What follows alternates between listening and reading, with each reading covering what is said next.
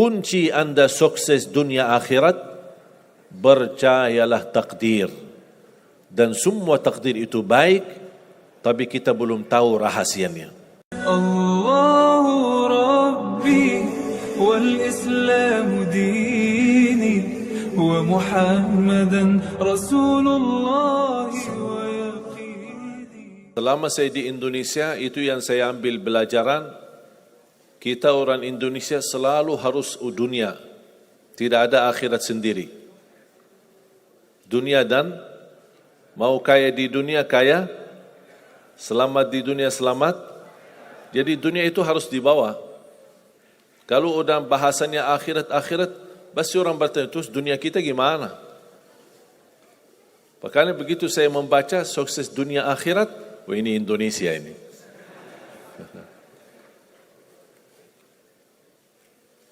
Bahkan hampir setiap ibadah kita pasti yang dikejar dunia. Saya sudah dakwah sebelum di Indonesia, di mana-mana.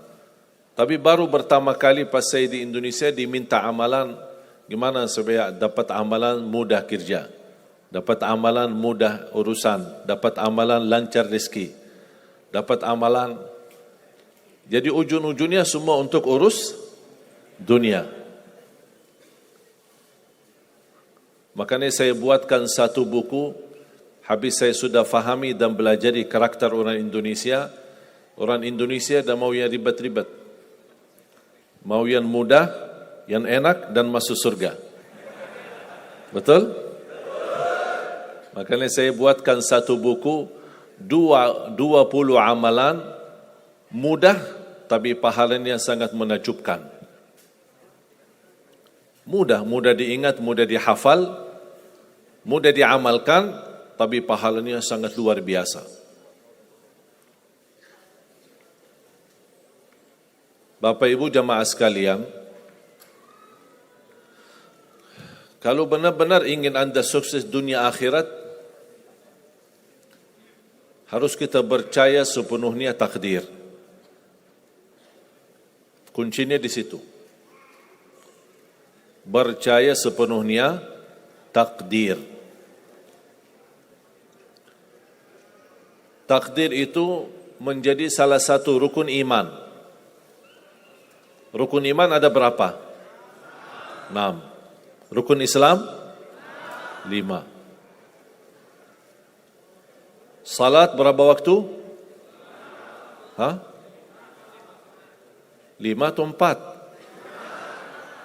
Yakin 5. Soalnya benar tak salat subuh.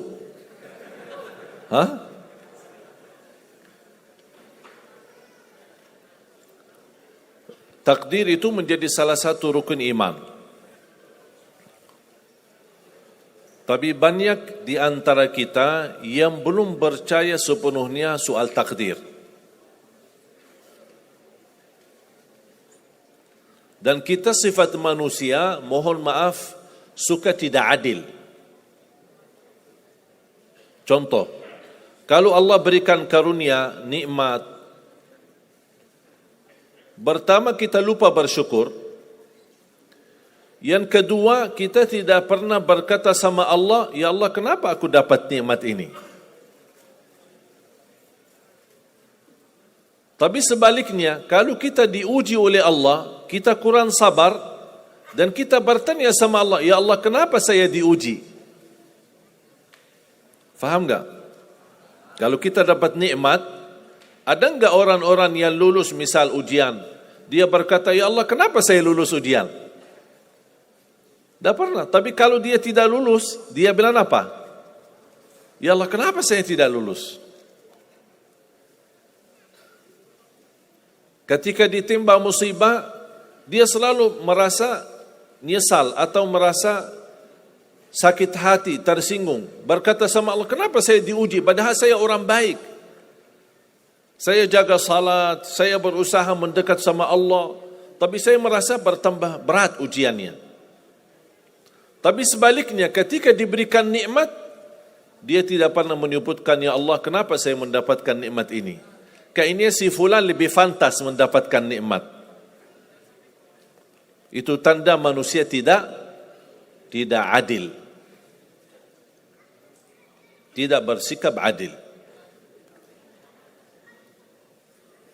Makanya subhanallah, semakin anda mantap imannya terhadap takdir, semakin hidupmu jadi nikmat. Saya kasih contoh.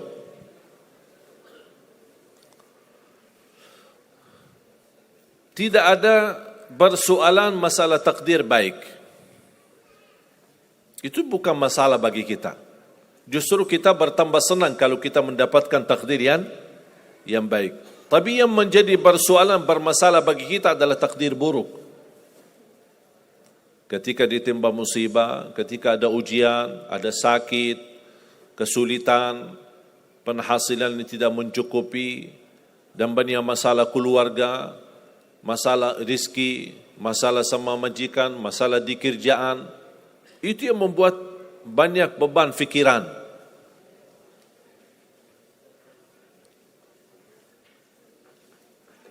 Tapi kita harus tahu, sebenarnya walaupun takdir itu ada baik, ada buruk, kenyataannya buruk, nampaknya buruk, tapi hakikatnya baik. Hakikatnya baik. Tapi kapan kita bisa tahu takdir yang buruk ini bisa menjadi baik bagi kita? Belum tentu sesaat terjadi ujian itu. Bisa jadi belakangan, bahkan bisa menjadi sekian lama baru kita tahu dan sadar ternyata takdir itu baik bagi kita.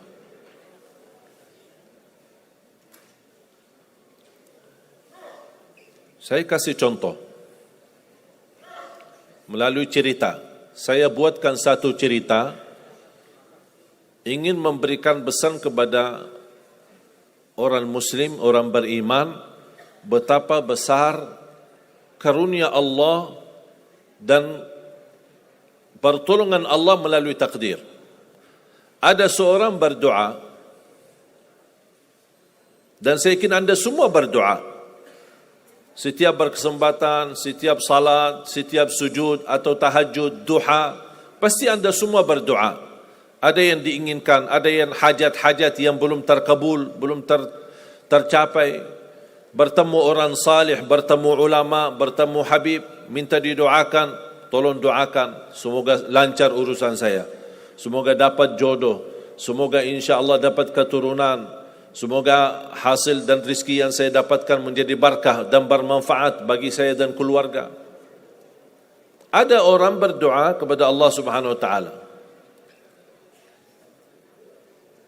Mohon jamaah sekalian dengar cerita ini baik-baik, karena ada pesan hikmah yang kita bisa ambil.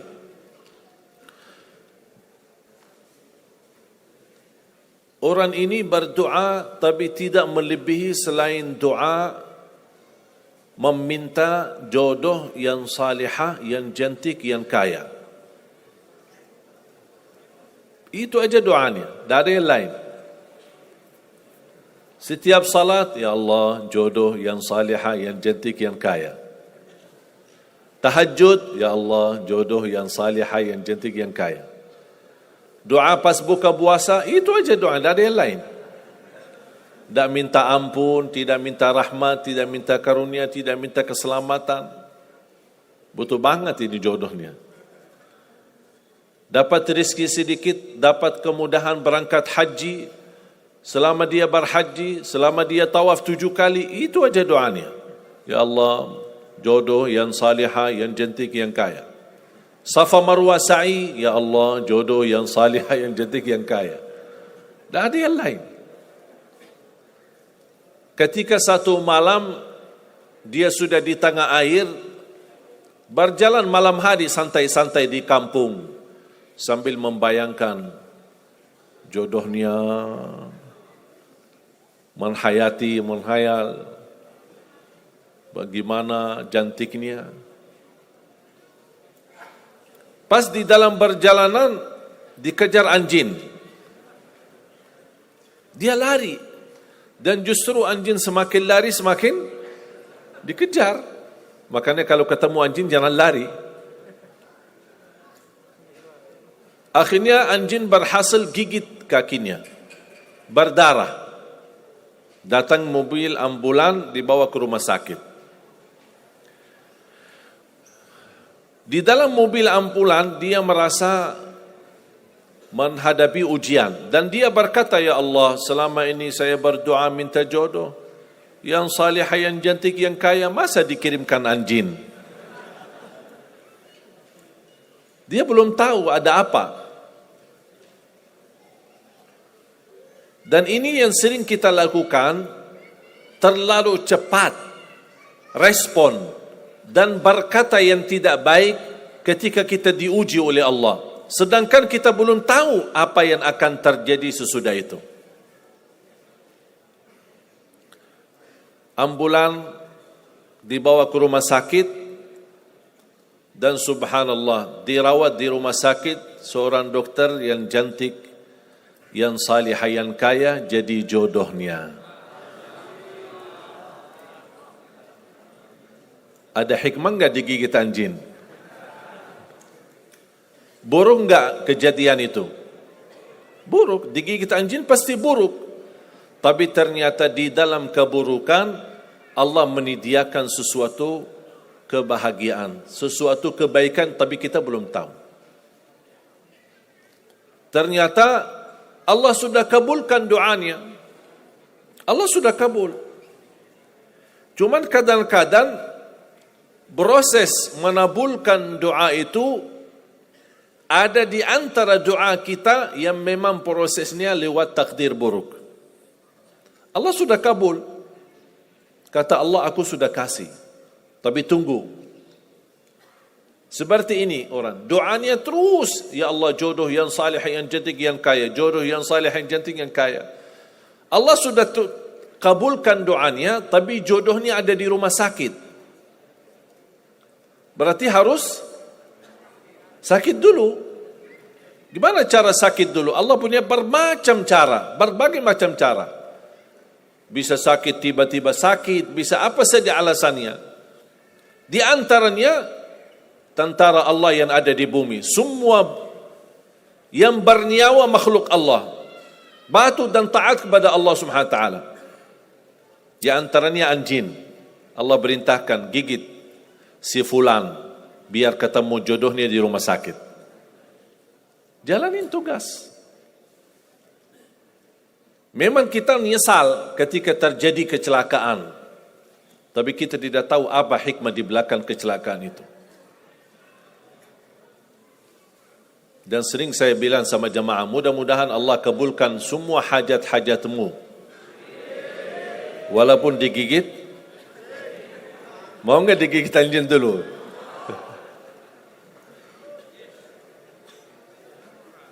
Sebenarnya kalau kita tahu rahasia takdir, apapun yang akan terjadi, kita tidak ada kekhawatiran. Karena kita tahu sesudah ujian ini pasti ada sesuatu kebaikan. Dan yakini Bapak Ibu, Allah Subhanahu wa taala Maha baik. Allah tidak senang menyusahkan hambanya. Tapi kadang-kadang proses untuk menuju kebaikan ada kesulitan dan tantangan. Seperti cerita seorang bapa yang bercita-cita untuk berhaji. Saya bertemu seorang jamaah, usia sudah mungkin 80-an, 80 tahun lebih. Saya pas bertemu diceritakan ini marbot masjid, ahli masjid. Saya berdialog, bertahun-tahun Masya Allah, kerjaannya hanya lap-lap masjid, bersihkan masjid, jaga masjid. Saya berkata sama beliau, Pak, apa yang Bapak inginkan? Tahu enggak jawabannya apa? Saya ingin haji. Tapi saya orang tidak mampu. Doakan mudah-mudahan saya bisa haji. Saya bilang insya-Allah Pak, kalau soal haji, soal umrah itu tidak tergantung dengan kemampuan. Ada orang yang tidak punya uang sama sekali tapi dapat dipanggil bisa haji. Karena haji dan umrah itu hadiah dan panggilan Allah Subhanahu wa taala bagi hambanya.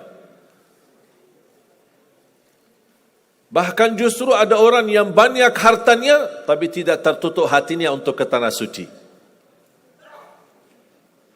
Boleh kita bercita-cita, berkeinginan ke tanah suci, tapi jangan digantungkan persoalan ini masalah kemampuan. Nanti kalau saya ada uang, saya mau haji dan umrah. Belum tentu saat sudah ada uang, belum tentu haji dan umrah. Kalau belum dipanggil oleh Allah Subhanahu wa taala. Saya berkata sama beliau, Bapak kalau sudah saatnya dipanggil oleh Allah, pasti Bapak akan berhaji. Tiba-tiba saya menerima telefon dari anak beliau. Habis saya ketemu kira-kira beberapa bulan, saya terima telefon menyampaikan bapaknya kecelakaan. Kok gimana kecelakaan? Apa ceritanya? Dia bilang habis keluar dari masjid,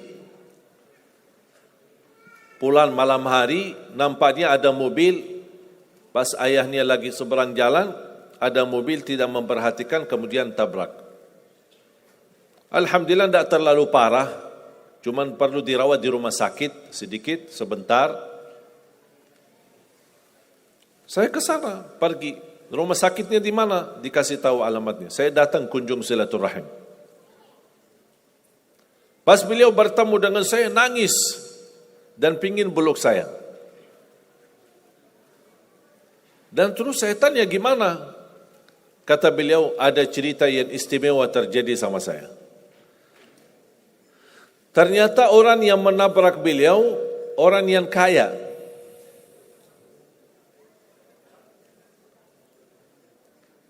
Habis itu orang yang kaya minta maaf sama si bapak ini. Mohon maaf Pak Haji, mohon maaf Pak Haji. Beliau tambah nangis. Orang kaya bingung ya, kenapa sih setiap mohon maaf malah nangis dia. Ditanya kenapa Pak nangis, sakit? Tidak, karena bapak dari tadi bilang Pak Haji, sedangkan saya belum haji. Tertutup hati orang yang kaya, yang dia sediakan biaya haji dan bisa berangkat. Dan kata beliau, betul apa yang disampaikan ketika pertama kali bertemu. Kalau sudah saatnya dipanggil oleh Allah, pasti bisa ke tanah suci. Walaupun ditabrak mobil. Berarti intinya apa? Apa yang saya ingin sampaikan, jangan ada yang merasa menolong atau merasa sakit hati atau merasa tersinggung ketika menghadapi ujian. Merasa belum terkabul keinginannya, Allah sudah kabulkan. InsyaAllah tidak ada di antara kita yang ditolak doanya. Cuman kita mohon maaf kadang-kadang buru-buru. Ingin selalu semuanya cepat. Kadang-kadang kalau terlalu cepat apa yang kita inginkan kita dapat, itu bahaya juga. Dan Allah ingatkan, kalau manusia, Allah tidak sulit menjadikan manusia semuanya kaya. Kalau sekarang saya bertanya, mau enggak semuanya jadi orang kaya? Pasti mau, siapa yang tidak mau. Coba bayangkan, kira-kira sulitlah bagi Allah menjadikan semua manusia di bumi kaya raya? Sulit tidak? Tapi pertanyaan saya, kira-kira berjalan hidup kita enggak kalau kita semuanya kaya? Bisa berjalan lancar? Masa enggak? Semuanya kaya raya. Gimana kehidupan kita sehari-hari? Berjalan lancar tidak? Kenapa tidak? Saking banyak kekayaannya. Kalau semuanya kaya, memang sulit menjalani kehidupan. Contoh, cari supir, siapa yang mau supirin kita? sama-sama kaya. Datang minta tolong sama teman. Boleh enggak ini cariin supir? Aku aja lagi cari supir dah dapat. Mau punya perusahaan sendiri, butuh tenaga kerja kan? Semuanya orang kaya. Buat apa kalau mereka semua kaya, masing-masing punya pabrik, tapi tidak ada yang bekerja? Sulit enggak jalan hidup? Sulit. Sama sebaliknya, kalau semuanya di bumi miskin, susah. Kira-kira gimana hidup kita? Ya susah juga. Tidak bisa lancar hidup di dunia. Setiap ada orang datang minta tolong, Pak, apalagi saya Pak? Saya aja susah. Tapi makanya ada hikmah. Allah menjadikan ada yang kaya, ada yang miskin. Yang kaya menutupi kebutuhan yang miskin, miskin juga menutupi kebutuhan yang kaya. Saling mengisi. Supaya apa? Supaya dunia ini berjalan. Hidup kita berjalan. Tapi coba bayangkan, kalau semua orang kaya tidak mau membantu orang miskin. Dan semua orang miskin sombong, tidak mau melayani orang kaya. Gimana kehidupan kita? Susah. Makanya jemaah sekalian, kunci anda sukses dunia akhirat, percayalah takdir. Dan semua takdir itu baik, tapi kita belum tahu rahasianya.